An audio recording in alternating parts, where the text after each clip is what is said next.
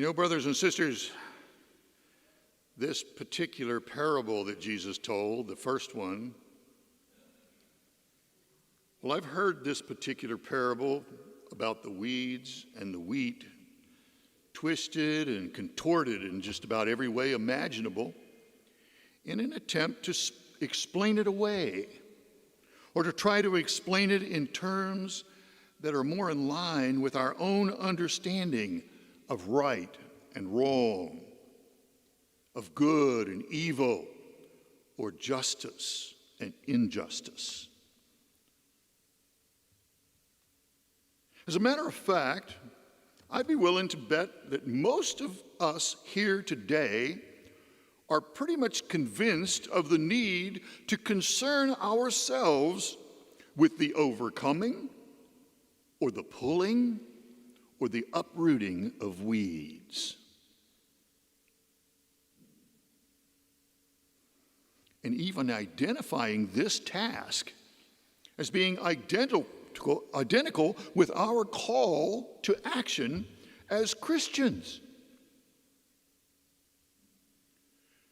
Now, it's no wonder that we would readily assume such a seemingly righteous and grandiose mission, isn't it? It gives us the immediate sense that we're occupied in a worthwhile endeavor.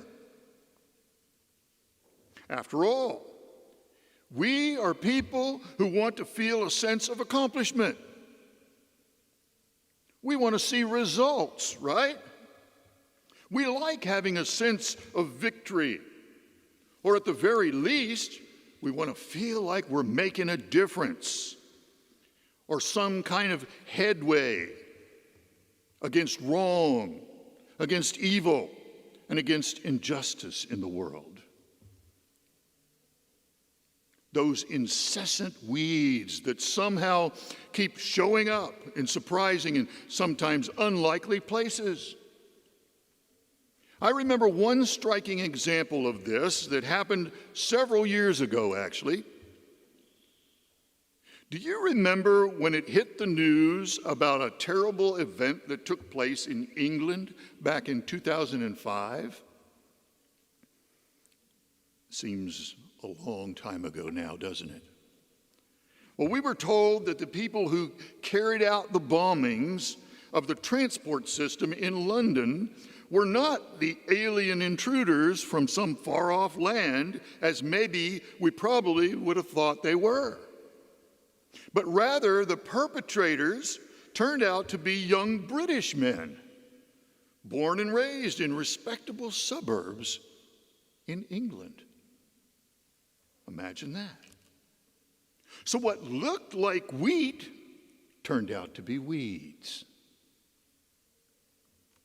And yet the temptation that the British people faced back then seems almost insignificant right now in the face of our current crises and the seeming urgent need to search out and destroy today's horrible weeds, to uproot the choking, insidious, cancerous growth that is gripping, crippling, disfiguring our country and all of humanity.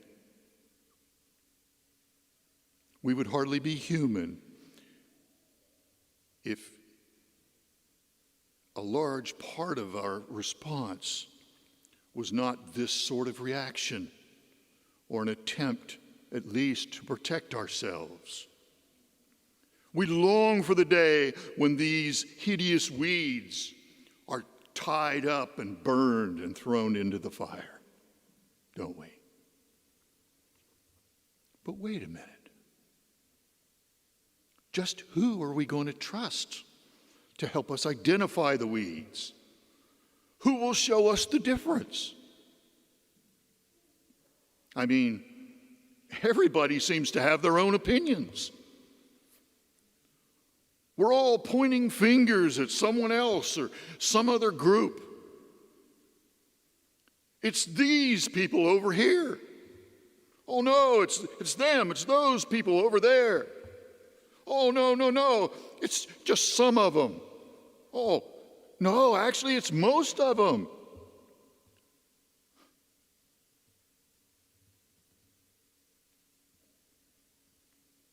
But you know, Jesus' direction in today's gospel is unmistakably clear. Brothers and sisters, the weeds are God's to identify. The weeds are God's to deal with in God's own way and in God's own time. You see, when we take it upon ourselves to uproot the weeds, we become obsessed with expelling, uprooting, getting rid of, or destroying. We see it every day.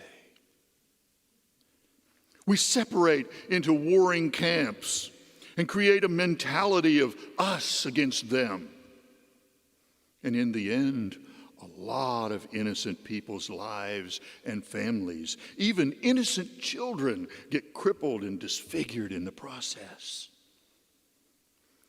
Delicate and vulnerable wheat uprooted along with the weeds. Sound familiar?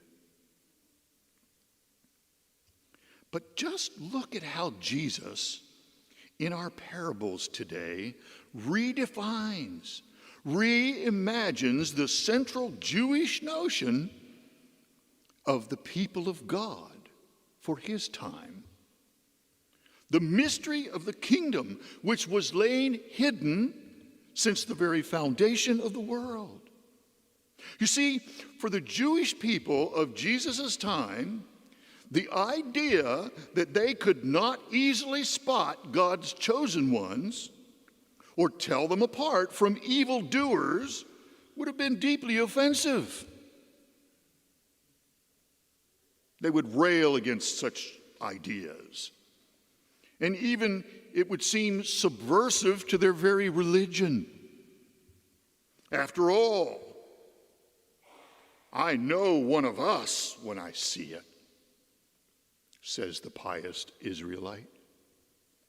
I eat only what is clean. I keep the Sabbath.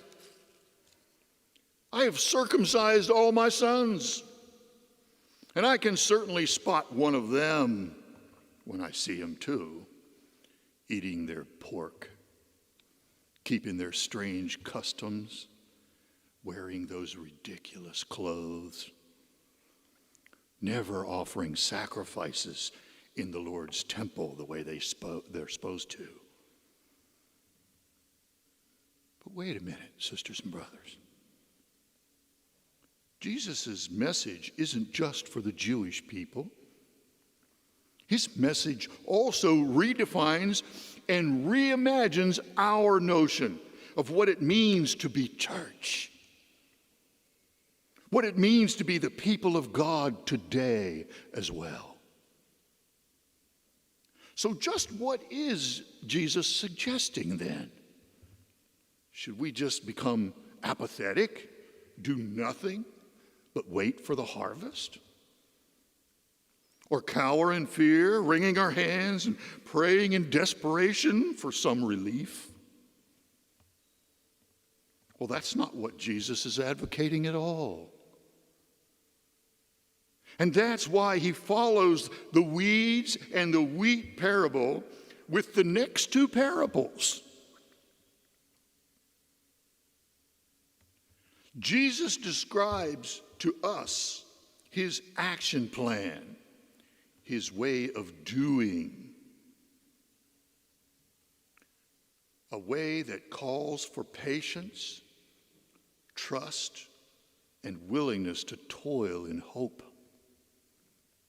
He doesn't advocate some grandiose mission of conquering enemies or destroying evil or uprooting weeds. Jesus' way is to simply mix a little yeast into this large batch of wheat flour. Perhaps the yeast of forgiveness the yeast of mercy or compassion. Jesus' way is for us to sow tiny little seeds wherever and whenever we can.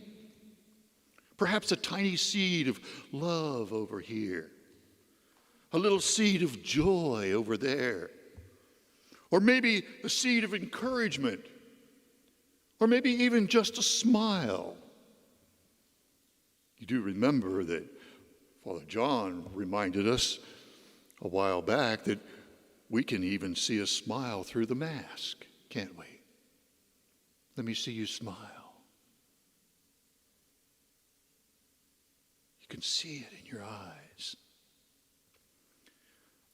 But Jesus' promise to those of us who seek to do it his way is that our little dabs of yeast will eventually leaven the whole bunch. Jesus' promise to us is that the tiniest seeds that we sow will grow into large plants, larger than we could ever have imagined. That's his promise. Jesus' promise is that after he has taken care of all the weeds in his own time and in his own way, then those who have followed Jesus' action plan will shine like the sun in the kingdom of our Father. That's Jesus' plan.